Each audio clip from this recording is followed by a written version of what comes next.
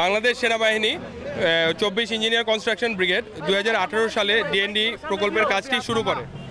2024 সালে জুন মাসে যথাসময়ে কাজটি সম্পন্ন করা হয় এবং কাজটি সম্পন্ন হওয়ার ফলে এর সুবিধা অলরেডি এই ডিএনডি এলাকার মানুষজন ভোগ করতে শুরু করেছে, যার প্রেক্ষিতে আমাদের এই খাল বা এই প্রজেক্টের ডিজাইন অনুযায়ী 48 ঘন্টার মধ্যে বৃষ্টি পরবর্তী 48 ঘন্টার মধ্যে পানি নিষ্কাশনের কথা থাকলেও গত 2 বছর 12 ঘন্টার মধ্যেই আমরা অধিকাংশ এলাকার পানি নিষ্কাশন করতে সক্ষম হয়েছি এবং কিছু এলাকায় কিছু অল্প সময়ের জন্য জলাবদ্ধতা দেখা দিলেও যার অন্যতম প্রধান কারণ ছিল ময়লা আবর্জনা দ্বারা খালগুলো পরিপূর্ণ হয়ে যাওয়া।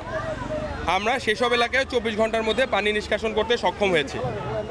সো এখন দেখা যাচ্ছে যে আমরা এইসব এলাকার পানিগুলো আমরা এইসব খালগুলো যেগুলো ভরাট হয়ে গিয়েছে সেগুলো আমরা গত 1 বছর আগেও সব ক্লিয়ার করা ফেলা। আমাদের পিছিয়ে যে কংস নদী নামের খালটি দেখছেন এটি 1 বছরের ব্যবধানেই আবার পরিপূর্ণরূপে ভরাট হয়ে গিয়েছে।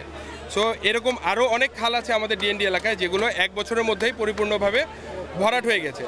যে উদ্দেশ্য নিয়ে আমাদের এই ডিএনডি প্রকল্পটি বাস্তবায়ন করা হয়েছে তা যদি নারায়ণগঞ্জের বা ডিএনডি প্রকল্প এলাকার মানুষজন অনেক সময় বা সুফল ভোগ করতে চায়, তার জন্য আমাদের খালগুলো রক্ষণাবেক্ষণের পাশাপাশি আমাদের জনসচেতনতাও বৃদ্ধি করতে হবে যাতে এইসব খালে ময়লা ফেলে খালগুলো ভরাট না করে।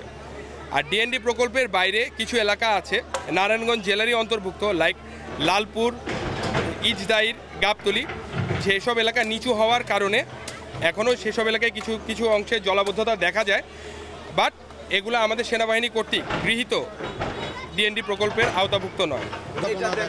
আমাদের অলরেডি প্রকল্প শেষ হয়ে গিয়েছে। আমরা এই জুনের 30 তারিখে প্রকল্পটি হস্তান্তর করে দেব ওয়াটার ডেভেলপমেন্ট বোর্ডের কাছে এবং ওয়াটার ডেভেলপমেন্ট বোর্ড পরবর্তীতে এটা খুব সম্ভবত সিটি কর্পোরেশনের কাছে হ্যান্ড ওভার করবে। Thank you. আমরা আমাদের 100% কাজই বাস্তবায়ন করেছি এবং আমাদের ডিএনডি প্রকল্প এলাকায় যেসব এলাকায় ক্ষণিক জলাবদ্ধতাও দেখা দিয়েছে। সেনাবাহিনী আমাদের, যেমন আপনি এখন এখানে দেখছেন আমাদের গাড়ি কাজ করছে, যখন যেখানে প্রয়োজন আমরা প্রম্পট অ্যাকশনের মাধ্যমে ময়লা পরিষ্কার করে সেসব জায়গায় আমরা পানি নামাতে সক্ষম হয়েছি। এবং বলা যাবে না যেসব এলাকায় ব্লক হয়েছে সব এলাকায় আমরা আবার নতুন করে ময়লা অপসারণ করা শুরু করেছি এবং এটা শেষ করব। আমাদের আসলে স্থায়ী সমাধান বলতে আমরা তো উচ্ছেদ করে দিয়েছি, পরবর্তীতে এটা যাদের কাছে দায়িত্ব পড়বে তারাই এটা করতে হবে। Thank you.